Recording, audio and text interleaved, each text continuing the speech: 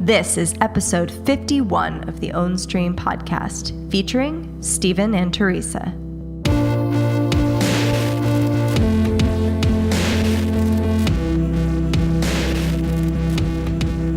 Welcome to the Ownstream podcast, episode 51. I'm Stephen Shelley. And I'm Theresa Scoba. And we are currently recording this episode in a co-working space in Santa Teresa, Costa Rica, which is directly upstairs from our Airbnb. We have been here for about 10 days now. Is that right? About 10 days.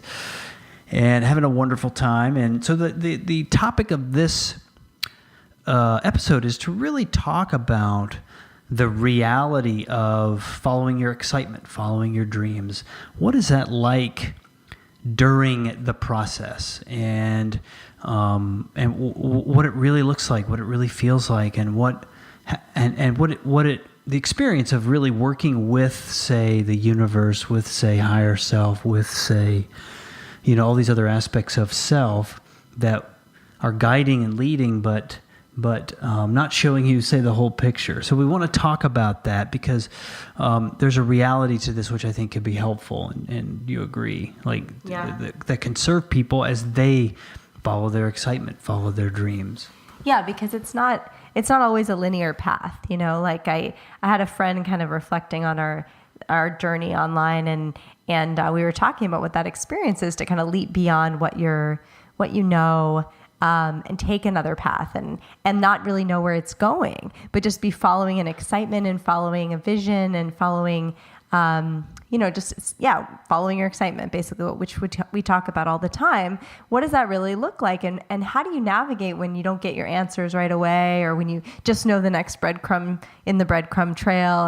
And it's very natural for kind of like all that old programming to come up about doubt or money, or like, what are you doing with your life? Or, we've had lots of different things come up, and we thought it'd be useful to share that, because it's not always linear. You don't always get the answer you expect right away. And sometimes you can, want to give up or think you should go back to your old life. And I certainly have done that in the past. And so I think it's so important when you're in the middle of that journey to know that, like, things come up, and that the spiritual adventure of it all, and the journey of it all, and the joy of it all ultimately is working with that, working with whatever comes up, so that you can get to that next step and continue to follow your excitement to your true joy ultimately. Yeah, and what we've seen over and over again, the van trip is a great example of this, which is that when you follow that joy, when you follow that excitement, oftentimes what happens is you create conditions for really seeing yourself, for really having a very intimate experience of, say, maybe some patterns or shadows that you're not really willing to see. So yeah, there's reasons why we stay comfortable. There's reasons why we stay in a comfortable hamster wheel. And it's because we don't want to see ourselves, or we don't want to take chances, or we have all these like voices of fear and failure, and then never see our life expand. So it isn't always easy, but it's so worth it to take another path. So just some data, some logistics. We've had a great time in Costa Rica. We've been here since the 23rd of January, about 2.5 weeks. And we landed in Liberia, which is in the northwest part of Costa Rica, and kind of hovered around for a few days at this swanky resort. My mother was with us, and we stayed in this. We used frequent flyer points, actually.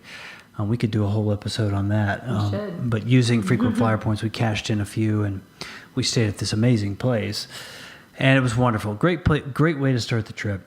And then from there, we went up to Monteverde, where we recorded the Marvin Rockwell interview, which if you haven't listened to that, you should. And we also recorded the Stephen Michaels interview, which came out last week, all about Bitcoin and cryptocurrencies.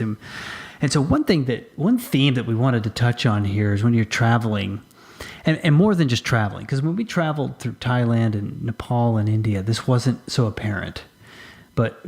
we've been here and we've been really here. We know we're going to be here a while. We've like rented a car from a friend.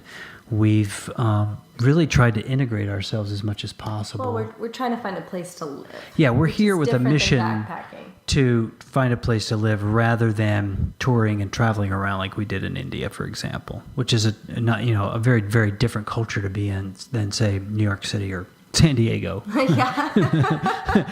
Big difference. So, so one theme that keeps coming up is this, like seeing how domesticated we are, seeing how unexposed we are to just kind of know-how, getting around. Like in the U.S. and in the Western world, so many things are just taken care of for you. It's just handled. It's done. And you don't have to think about these things. And moreover, we're trained not to think about these things. We're trained to just kind of hand it over to a mechanic or hand it over to a doctor or hand it over to somebody. They'll fix it. And so this has happened in varying ways on this trip. Here in Santa Theresa, for example, there's no paved road. It's very dusty during the dry season, which we're currently in. And we're walking around with a baby, and it's not dangerous, but it's dirty, it's dusty, It's uncomfortable. Yeah. And our place, our house where we're staying, is surrounded by local Tico families. And this morning, for example, we have to have our windows open because there's no air conditioning in the apartment. And right outside our window was the neighbor's rooster, letting it rip when the sun rose at 5:15 in the morning. And I kind of rolled over and I'm like, oh my God, I can't believe this. It sounds like he's right on my head. And he was. Pretty much was. He was right outside the window. And I was okay with getting up, but I knew Theresa needed to sleep. So I went out and kind of shooed him away. And I came back 2 minutes later. He was right back at the same place. So I shoot him away again. And it's not just been 5:30 a.m. with the rooster. It's been like 2:30, 3, 4. And there's like dogs. There's like all kinds of animals, monkeys, and who knows? Like there's all kinds of activity going on all night. And because it's the dry season, also we've run out of water a number of times in the apartment. And that's just like another example. Like in the Western world, your water is like pretty much taken care of for you. You never really worry about it unless somebody shut it off in the building, which everyone knows about. But here, it's the dry season. And so like if you run out of water, it might take a little while to get some. And if it's the Sunday, pura vida, like nobody's working, so you're not going to get it. So it's just, when we set out in the van and when we've thought about building our own home and finding a piece of land, one of the things we've wanted to do is become more self-sufficient, learn how to live off the land, learn how to live apart from Western systems. And I think it is all by design, in the Western world that, it's all taken care of for you because it's in some part of the matrix, really. It's don't ask questions, just keep going with the flow. Yeah, stay comfortable. Don't learn how to take care of yourself. Don't understand the mechanics of how things actually work so that you can repair stuff yourself, So this is this is sort of the pinnacle of how domesticated we are. But we're coming back from Monteverde, which, if you listen to the Marvin Rockwell episode, you'll understand what I mean by this. But Monteverde is way up in a cloud forest. It's beautiful. I mean, it's an amazing place. But to get there and to get out of there, you're basically going straight up and down a mountain. And when you're coming down, I mean, you are, I don't know what the degree is of the angle going down the mountain, but it's very severe for about 10, 11 kilometers. So what is that, 7 miles or so? And so we're driving this. We've rented a Land Rover from a friend of a friend, actually, who rents it out to people coming and staying for longer periods of time in Costa Rica. And this thing is a monstrous vehicle. It's huge, 6,000 pounds. It weighs more than the van. And so I'm driving this thing down the mountain, and I've lived in the mountains, so I feel comfortable doing that. But at the same time, I was just a little naive about the fact that this is a huge vehicle, that the tires are massive. The guy has like huge tires on this thing. And, the brakes can only take so much. So it's me and my mother in the front seat and the baby and Theresa in the back seat. And we're going down the mountain and I start to smell the brakes and I start thinking, okay, I should probably pull over. These brakes might need a brake. And there was nowhere to pull over. And I knew we were almost to the bottom.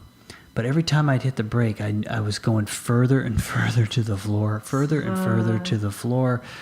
And my heart's starting to race. There's nowhere to really stop. We're trying to get to the airport. You know, it's not a good scenario. And so at a certain point, I'm pumping it all the way to the floor. I'm going all the way to the floor with the brake. And I find my hand wander over to the emergency brake. And sure enough, it was a miracle. It was a miracle. Because we basically got down. We got down. I don't think there was any more kind of major downward hills to go down after this, but the brakes completely went out, the emergency handbrake too, at like 50 feet from the bottom. And so the brakes are out. Everybody knows it. I've stated it, and you can smell the brakes at this point. And so fortunately, like we were going slow enough, and there was a nice little incline to the road, and we drove right up that incline and came to a stop. And we all breathed a huge sigh of relief. And, my mother, we got her a cab. She got to the airport, got back to Southern California A-OK. We hung out for an hour, texting back and forth with the owner of the car. We called the mechanic, and everybody knew that the issue was the brakes were just overheated, and they needed some time to kind of repair, to cool down. And of course, after an hour, everything was fine. We got back in the thing, drove perfect. There was no problem. I haven't been any problems since. But, it's just naive. Like, we don't live in those kind of conditions. And I've never had to think that through before. Like, okay, we're going downhill for a good 7 miles in a really big vehicle. We may want to give the brakes a rest about halfway down. When this summer... Or shift down gears. Or the other thing, is to shift into low or second gear. I've just never been in that situation. Yeah, I know. We're very green. We're very naive. Now we're not. But anyway, those are the two things you do. You shift down, let the transmission kind of handle some of the brakes, or you pull over and you give it a rest.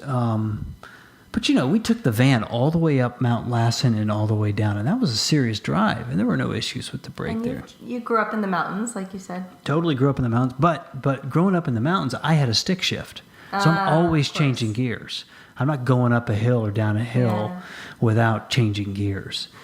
And so what we learned from the mechanic, this is very interesting. He said all of the cars made here or that are bought by locals are straight.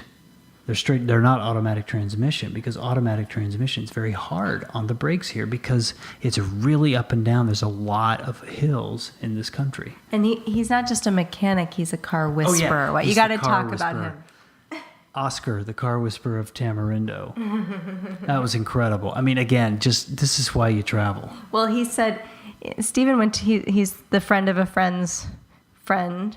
Friend of a friend of a friend. Friend of a friend's. Everybody knows him in the area as Oscar the car whisperer. And everybody knew this was the problem with the car, that the brakes had overheated. Oscar had taken a look at the car before we left. Like, he knew there was no problem, but he told Stephen to come bring the car to him after this to check it out, but really because he wanted to give Stephen a lesson in how to drive in Costa Rica. It was amazing. He walked through all the different scenarios. He told me there's a road out of San Jose going to Panama, which is super dangerous because all these automatic transmissions are going down this hill, and it's about 50 kilometers, like a lot of downhill perches on that ride. And a lot of brakes get eaten up on that ride. But he just walked me through like what you do when the brakes go out and all these wonderful. He was amazing. But the setup of his place is like in the middle of nowhere, dirt road. There's like an old shack there, and he's got like 8 different cars lying around. And there he is. There's Oscar. You pull up, and he's like the warmest, gentlest, kindest guy. And he gave me about a 20-minute talk about driving in Costa Rica and all the ways that you can handle the problems that we had just gotten through, very, very fortunately, coming down from Monteverde. So anyway, the theme is we've just been seeing over and over, like how domesticated we are, how easy life is in the West, how everything's taken care of. And, in the U.S., that road would have been switchbacks. You'd have been kind of going up in a very gradual way to help alleviate this problem. But that is not the road up to Monteverde and back. It is basically straight up the mountain. It's wild. It is wild. I mean, there are serious climbs and drops. It's like a roller coaster in many cases. It's amazing. So, of course, we have a client who we were working with before. He said he was thinking of going to Monteverde, and I wrote him back and said, "Oh man, get a really good vehicle. Make sure to be careful, particularly coming down on the brakes, because it is no joke."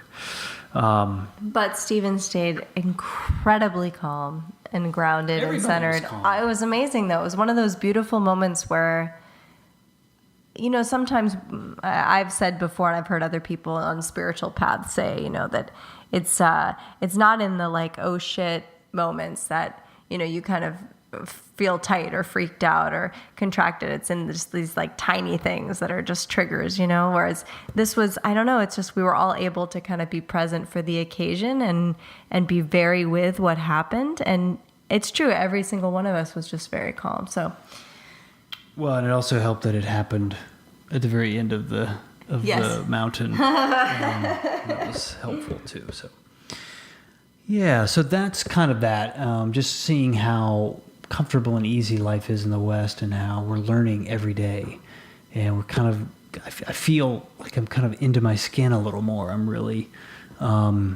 I feel like I understand things a little more. I feel like I have more confidence. I think that's the key. It's like just a little more confident. Like, okay, I can do this. We can do this. So that's a nice little point to transition into our big theme for this trip. And if you've been following us for any duration of time, you probably are aware of the fact that we're looking for a place to settle. And, back in August, we sold basically everything. We moved into our van. And when we were traveling through the Western U.S. and Canada this summer and fall, we were kind of had an eye towards maybe where we could end up, and nothing really scratched the itch. Nothing really checked all the boxes. And as that trip went on, we kept having visions of something warm, tropical, beautiful water, and a possibility to own a decent-sized piece of land where we could grow our own food and create community, and maybe even build a center where events and things could take place, and et cetera. Just we have this kind of really beautiful vision for a location where things like that can happen, and where we can be away from the kind of mainstream matrix of big freeways and big box stores and everything that comes with that. And so Costa Rica kind of came up. We'd been talking about it along with Thailand and Bali, and Southeast Asia is a really interesting place for us. We've been there a few times.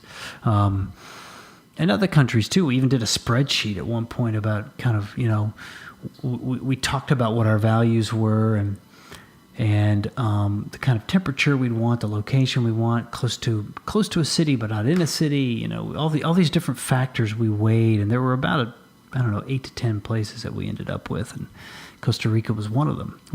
Costa Rica is a wonderful place. And by the way, we're having a terrific time. This place is so beautiful. It's a destination for many people for a very, very good reason. And the beaches here are gorgeous, and the water feels amazing, and the climate is wonderful, and the pace is exactly right, I feel. There's nature everywhere. You're surrounded by it. Where we are right now, we're literally, it's climbing all over us, You can barely see the sky. There's so many trees, and it's lush. It's just endless upside. And so it made sense that when we kind of embarked upon this year, and this year is really the theme for us, is finding a place to settle and really choosing that, doing that consciously, not just, as we've talked about before, falling into a location. Well, I was born here, so therefore I'll just live here. Maybe you don't want to live there. Maybe you do, but have you ever really thought about that? Our friend that lives near Tamarindo told us something interesting. He said, he read a UN report, I don't know, half a dozen years ago or something, about people, like 90% of people die within miles of where they were born. Amazing. Like the majority of people just sort of fall into that line of, this is where I'm from, this is where I live. Never really thinking I can live anywhere. And one of the beautiful things about the internet and technology is that it's really an option. Like particularly if your money comes through an online business, or you can kind of have clients. We met a gal here at the working space a few days ago who's from Brooklyn. And she works for a company based in Brooklyn, but she travels and she has that job. Good for that company for letting her do that, and good for her for, sticking her nose out, I imagine, and saying that this is what she wanted. But more and more, that doesn't have to be the case. You don't have to die within miles of where you were born. So, anyway, so what we're trying to do here is something very abnormal, is to kind of look at the globe as an open canvas and say, where do we want to be? And so Costa Rica, we had talked about it through the course of the trip last year, but when we went to Sedona back in October for the Bentinho Massaro retreat, their Eye of the Vortex, suddenly a number of people wanted to go to Costa Rica, and they wanted to build community, or that was the aim. That was what we were talking about then, is kind of coming here, visiting, and building community. And so it seemed to us at that time, and it was this was clearly, presented as, this is the next stone across the river. This is the breadcrumb trail of desire. You're to go to Costa Rica. That was obvious. Okay, that's where we're going. Theresa, why don't you take it from there? Because it's still very much a journey. It's still very much a work in progress.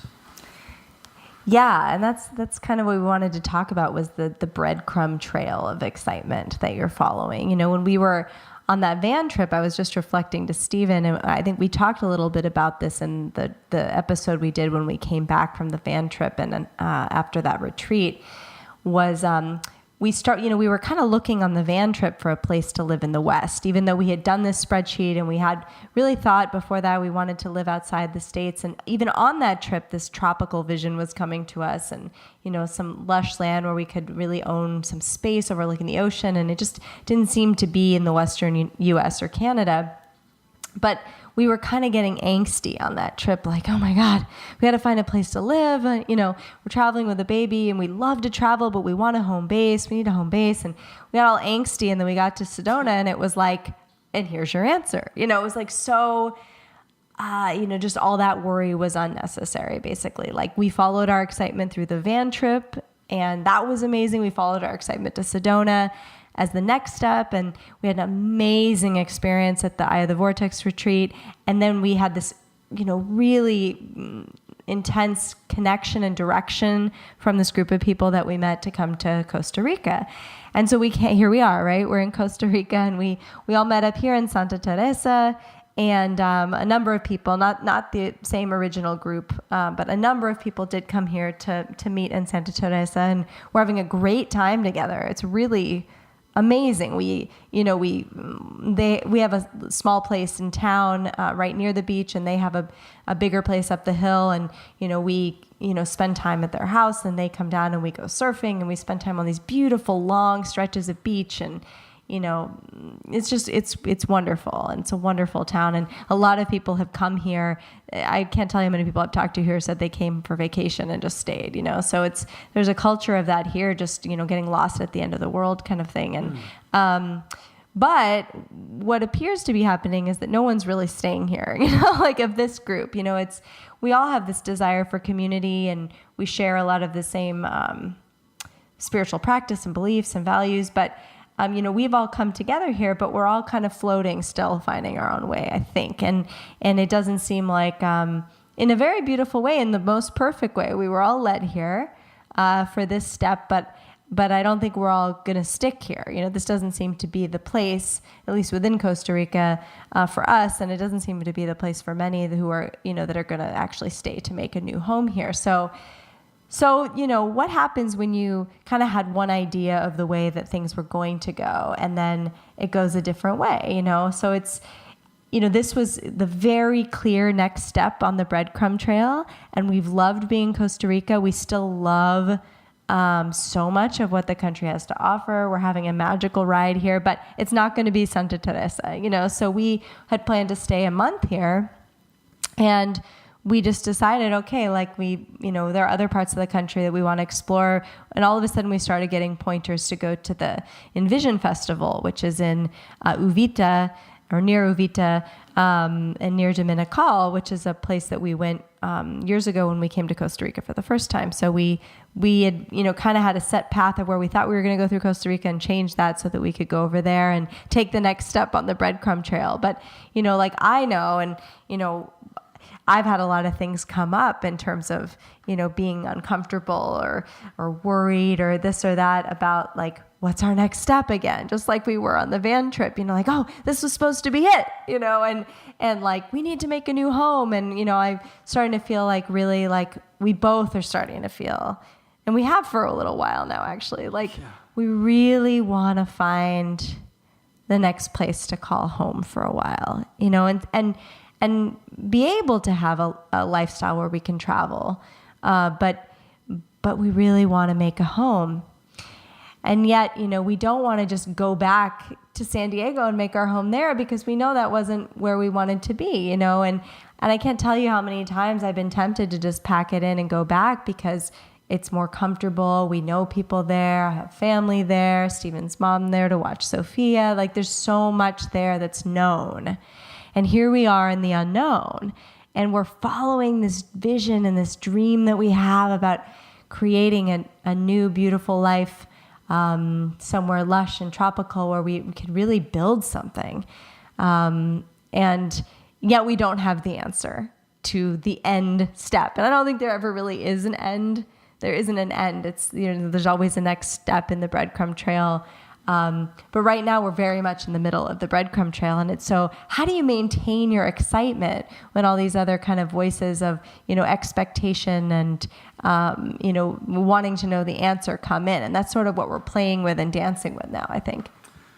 Yeah. And, gosh, it's just a new level of patience. There's the patience you gain by, waiting in the bank line, A friend of mine in New York said, you need to learn patience. Go to the post office at Grand Central Station, which teaches some patience. But this is like a whole different type of patience, and it's really an invitation to be in the moment, and trust and be in a place of faith. I mean, looking back, everything's always worked out for us. Always. And so certainly this is going to work out. And not only do things work out, but quite often we sell ourselves short by locking in on some kind of plan. Like I guess we could both admit that we had sort of hatched, maybe secretly, like, okay, Santa Teresa, that's where we're going. This is where we're going to live. We're going to be there a while. And as soon as we got here, and not even before we even got here, it was kind of clear, like, I don't think it's going to happen. I don't think it's going to happen there. People aren't really talking about staying there. It's not like there's a real initiative to do that. It just never really turned into that. And now what we're left with is like, no, it was kind of pulling us here, I think, to get us close. Yeah. Although I think I'm a little more excited about Costa Rica. Like, I'm a little more like, yeah, this is the spot. I think this is where I can see us being than you are. Yeah. Steven feels more sure. He kind of says all the time, like, I think, but it's Costa Rica, I love it here. It's great. And I kind of am like, I love it here in terms of the visual is exactly right. The feeling of the culture in terms of the pace, the beauty, but I'm really looking for community, and that is kind of this missing piece for me. Like, it could be here in Costa Rica. When we were in Ubud, Bali, for example, we connected with other people there. There, I don't know, there were vegan restaurants, there were yoga studios, there's, spiritual community we connected with. There were entrepreneurs we connected with, and we went to Chiang Mai, Thailand. That was not a place we felt really connected with, but there are a lot of entrepreneurs there. Like there's kind of, there's this, it's a little bit of like I'm not sure what it's going to feel like till I feel it sense of community that I'm looking for. But I definitely know that, we have a vision of a trail we want to blaze and something we want to create, but we don't want to do that out in an isolated island. Like we're also very clear about that. We could go to a more untouched part of Costa Rica and try to blaze a new trail there. But I think we both want to build community, but also have community while we're doing that. And so for me, this, we had a great conversation with our friend, the one who told us about how 95% of people die right near where they live. He and I are talking at that same time about how you're building a relationship with a place. It's not like you can just, like Stephen and I created that spreadsheet, about like, the 10 things that are most important to us about where to live or whatever. And then we started like marking down all these countries, and, Costa Rica was one of the top.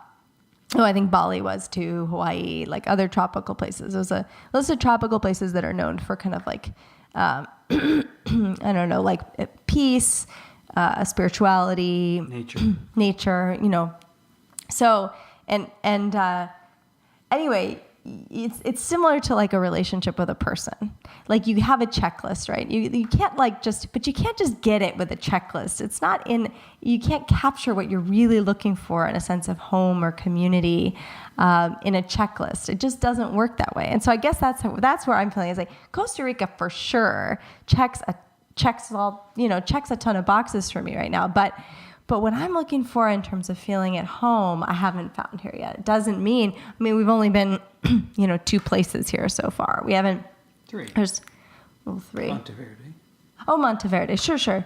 Like 3 places here so far. So it's not like, there's so much more country to explore, and a few other places we're specifically very excited about exploring. But I keep also thinking, when we had thought about coming to Costa Rica, when we did that spreadsheet exercise, we had decided Costa Rica, Southeast Asia, Hawaii, and I can't remember where else, like that we were going to do this kind of like year of exploration of these places. And I think that for me, like the jury in my head is not like sold yet that it's Costa Rica, but as we were saying, was like the clear next step of the journey, which is what's so exciting about it is that, well, okay, we got brought here. So what's next? And not getting too rigidly set, like, oh, this very specific place didn't work out. Okay, this wasn't it. No, this was exactly the next step. And the very similar thing happened with Encinitas. And although you could argue, well, some might in our family, but that didn't work out. But it was very clearly the next place for us to go. So we're following the same. It's not even a strategy. It's a way of life. To have an intention, to have an aim, but to also be open and explore and be led and be related to the mystery of living and adventuring and discovering, rather than making decisions and adhering to them rigidly. And that's kind of the way this has been. And so the next clear breadcrumb on this trail is the Envision Festival, which was bringing us to another part of the country, which we're familiar with. We visited there before, and we love it there. And when I've often seen us there. Whenever I picture where we're going to end up, I often see us in the Dominical Uvita area, and so we're very excited to go there and check it out. And who knows? But we should talk too about very briefly about some of the wonderful things that have happened along the way. Like the folks that we're here in town with, who are staying at the other house, we're having a great time with them. They're wonderful people, and we're establishing really great connections with them. And maybe we don't all end up living here, but that's okay. We're meeting really, really interesting people here too. There's some really fascinating people here. And maybe most importantly is that we have joined, I guess, although it doesn't feel like we've joined it, but there's an online community, and really kind of pulling from many of the people from the Bentinho Massaro world. I don't think it's quite consistently all, followers or adepts of Bentinho, but people who are kind of exploring actively the notion of living in a very different way, and letting go of resistance, letting go of all the blocks and all of the contractions that we're familiar with, and really, really supporting each other in living from a higher place. And this kind of community is forming online, and so we're a part of that, and it's nourishing us, it's giving us something. We're meeting people, we're connecting with people, and it's wonderful. And so something is happening, and the boxes are being checked, though not on a spreadsheet. I mean, I cringe every time you mention that. I'm like, oh my God, we sound like such Western, like, okay, give me a spreadsheet. Western, trained through the education system of the United States, hand me some Excel. But so it's happening in its own way, very organically, very fluid. There's a flow to it. And I think the main challenge for me has been I thrive with a little bit of structure. I don't need a lot of structure. I don't need every hour planned, but I need time to really engage in my creative side, and having a structure, having time to that I can depend upon. I know I'm going to go off and do X, Y, Z, and I know where I'm going. I know what I'm going to do. We have this business, Ownstream. We have probably a list of a dozen initiatives that we want to do.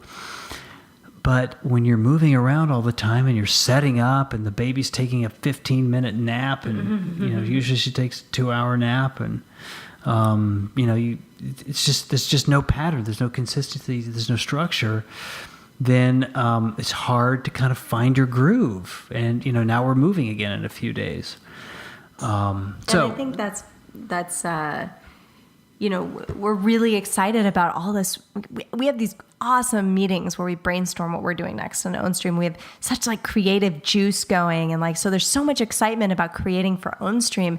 And at the same time, we're creating our own stream. So it looks kind of messy at a time where we also really want the structure. For me too, I thrive on structure. It's a little different from Stephen, but I really want to have a kitchen where I can, and a grocery store where I know I can get fresh vegetables and cook a dinner. I want to be able to go to a yoga class. I want to there's these things that we have that nourish us, that we're not really able to do when we're changing our situation, as frequently as we are. So anyway, I share that as well. Yeah, I there's just no pattern. There's very little pattern to our days. And for the record, Sophia's been a champ. I mean, she's doing incredibly well. She sleeps through all the roosters and all the dogs barking, and the amazing Saturday night parties with the blaring music. She is doing great. I couldn't believe it. The first Saturday night we were here, the music was so loud, it felt like there was a gigantic amp in the middle of our living room.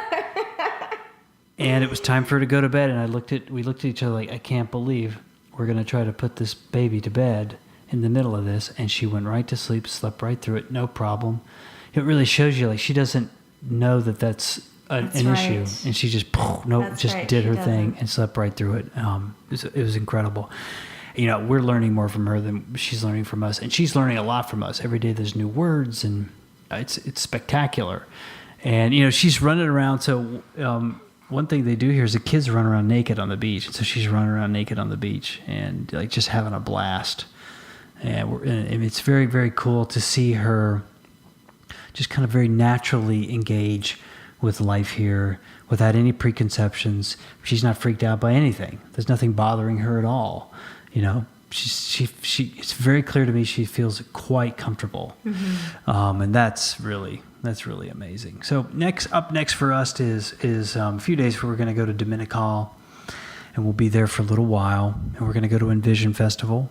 And look that up, by the way, if you're into these kind of spiritual gatherings. This one looks really interesting. I wasn't attracted to it at first, but then about half a dozen people asked us if we were going there, and it was very clear, I think We're supposed to look into where this we're ought to anyway. go, where we're supposed to go. So we did, and it's okay, cool, we'll go. And it embodies, once we looked into it, we found out that at least in principle, we'll experience it ourselves. It's in principle, a lot of the types of, trying to create a lot of the type of community that we're talking about. Yeah, they talk actively about building community, and the people who will be there, I think, will largely be people from Costa Rica. So it makes perfect sense for us to go, and of course we'll go. So we're excited about that. Some of our friends here from Santa Theresa are going to join us. We'll have a great time.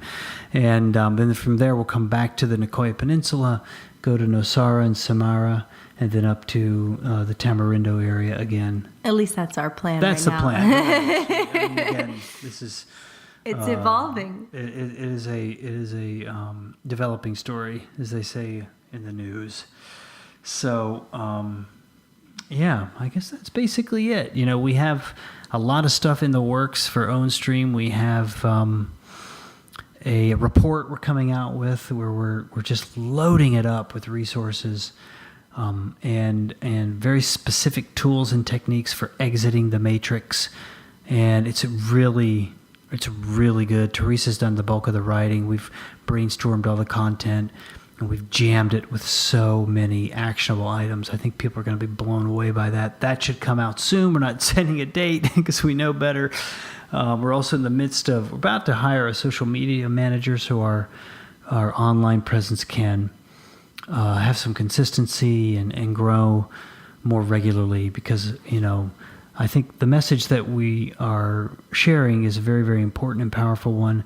I think our content is incredibly good, and it's time to really kind of blast that out and make it and go big with that as much as we can. So that's our goal, social media manager, to really, really expand our audience, grow our presence online. And, you know, the one way you could help us is if you really enjoy our podcast, if you know us, if you've connected with us, please introduce our show to some of your friends.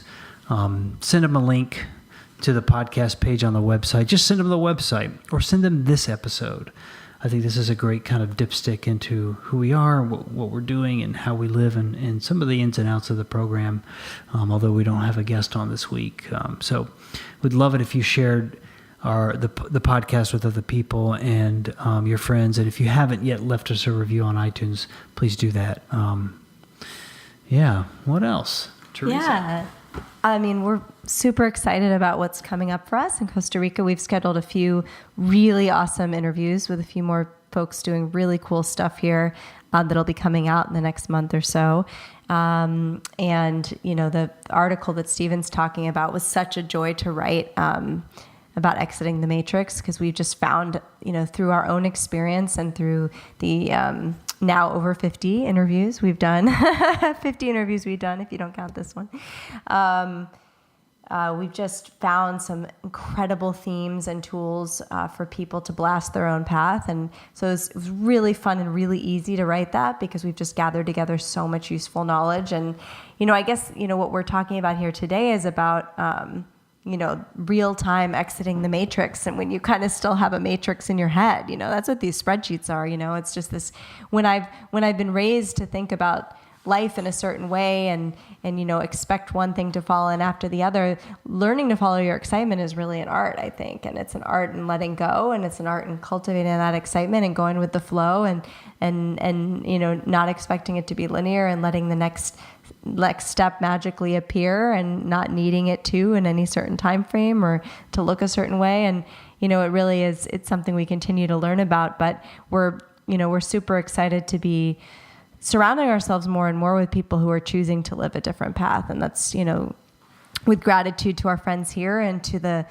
online community that we're a part of. And, you know, we really, for you, the listener, you know, this is our calling in life, is to be here for you, you know, to help you to do this too, to follow your dreams, to follow, you know, your joy, to you know, throw to the side what you've been told you have to do. And so we wanted to record this episode to show you, like, that, you know, we're here on the path with you, and, you know, we're seeking, you know, our own community to do this, because the matrix is super loud, that path is super loud, and a lot of people are following it. And those of us who are now kind of blazing a trail off of it are really in this together, you know. So we're excited to release that resource. And the other, you know, we have lots of other ideas of stuff in the pipeline, and and we're working on it. So, yeah. So That's it. all right. Well, that's it for this week's Ownstream podcast. Thank you for joining us. Yeah, I guess we could do our usual outro here. We usually record it, but I think we could do it. But yeah, this will be very informal. So we'll host this on our website at ownstream.co/, what should we call this? What should this episode be called? I like the word domesticated, but I don't think that's quite right. Costa Rica 1? I don't know. Costa Rica 1. Ownstream.co/Costa Rica 1. That'll be spelled out ONE.